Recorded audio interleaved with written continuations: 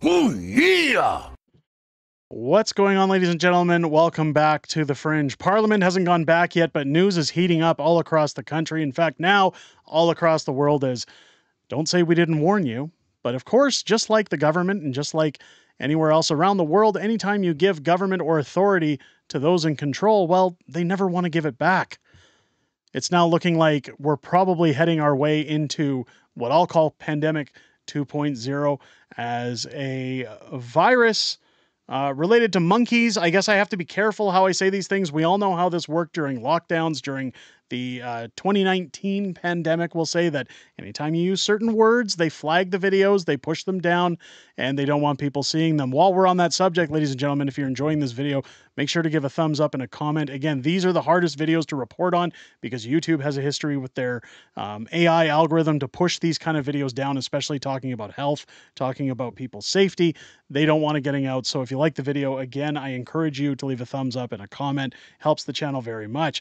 Good friend of the channel, friend of mine, Theo Fleury, tweeting out, what's the difference between a regular lockdown and a mega one?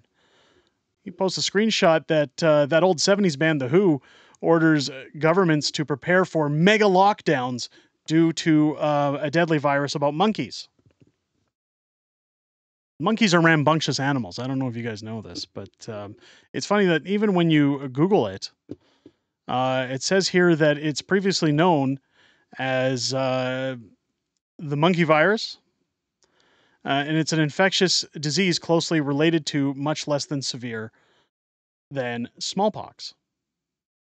Suspected to originate in African rodents and non-human primates, it spreads through close contact with an infected person, including from skin to skin and private time with other people. Again, what gets me here is the close contact with another infected person. Does this sound familiar to everybody? This is where we're going to get into scary territory because, of course, you can see here over on Global News, the mainstream prostitutes are already shilling for this. They're already all over it. And again, I think we're well on our way to facing more lockdowns. I think that this is going to be put in place. Is it any surprise this is during an election year in the US and a possible election year coming up in Canada that they're implementing these measures and that they'll be forcing them on everybody? I mean, I don't know about a coincidence here, ladies and gentlemen, but hey, let's take a look here. It says as the number of cases escalate in Africa and creeps upward in other countries like Canada, the WHO on Wednesday again declared a global pandemic health emergency. So they're so quick to do this every time something breaks out now because, well, it's all about control. We know that it's all about control.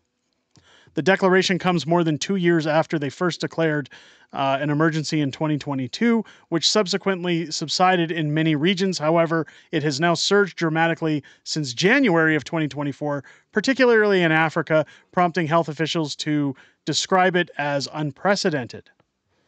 Here in Canada, Toronto Public Health is urging eligible residents to get your jibby jabs against it after a sharp rise in cases. On Tuesday, local health unit said, as of July 31st, there's been a total of 93 confirmed cases, with 21 cases on the same period of, or compared to 21 cases from the same period in 2023. So again, they're already using statistics and numbers to pump this up. Again, I feel like this is the start of it all over again, folks. As health officials grapple in the ongoing spread, complicated by the emergence of a deadlier strain, an infectious disease physician, Dr. Mark Loeb, expressed concern about its potential to continue spreading. There's an explosion of cases in Central Africa, particularly the Congo. And the cases are occurring in the surrounding countries, including Kenya, Rwanda, and Uganda, he told Global News. I think countries that are under-resourced in terms of surveillance and in terms of management will have more people being unalived, and it's affecting very young children. There are very high rates of mortality with this strain. It's really important to get it under control. So again, it goes into what everything is because they want to spread fear again, just like the pandemic. They want to get you scared. It's accompanied by symptoms like fever, headache, muscle aches, feeling generally unwell. Most people recover within 2 to 4 weeks. Small number of cases, it can be more serious, leading to hospitalization. So again, it's don't say I'm not playing this down. I believe that anytime you're sick, you should talk to a trusted health official. Trusted, I say very carefully, and make whatever decisions you think are best for you. I'm certainly not trying to influence anybody how to think. But you'll notice that again, they use all these trigger words, and I know I haven't gone too deep into it. Again, I got to be careful talking about this stuff on YouTube, but it's worth talking about. It's worth getting out there. While not considered strictly a transmitted infection, it is spread through contact with fluids or scabs and contaminated personal items like clothing, bedding, toys, toothbrushes, according to Toronto Public Health. It's characterized by two distinct generic variants known as clades 1 and 2, which are endemic to Central and West Africa. Again, they keep talking about Africa because I doubt that it's, again, I'm just going on speculation. It sounds like that seems to be where the problem is, but they're putting it in Canada. So what options are there? In Canada, there's a jibby jab, and it's authorized for immunization against it in adults 18 years of age or older who are at high risk for exposure. It involves 2 doses, just like other ones, to provide the best protection. So again, trigger words, right? They're using it all over again. We really encourage people to get in touch with their their private time healthcare provider or book an appointment to figure out if they should be getting this. Individuals experiencing severe symptoms such as intense pain and fever, a drug called I don't know is available as a treatment option, they said as well. I mean, it goes on, and like this very, like you can see here, it's very lengthy. They just keep spreading. The point of this is that this is a mainstream government paid shill news site, at least if they can call themselves news. You're fake news. And this is where we're headed, ladies and gentlemen. I know I chuckle there, but it's not funny. I think this is the beginning of possibly something worse for Canada. I think we could be seeing health officials blowing things out of proportion again.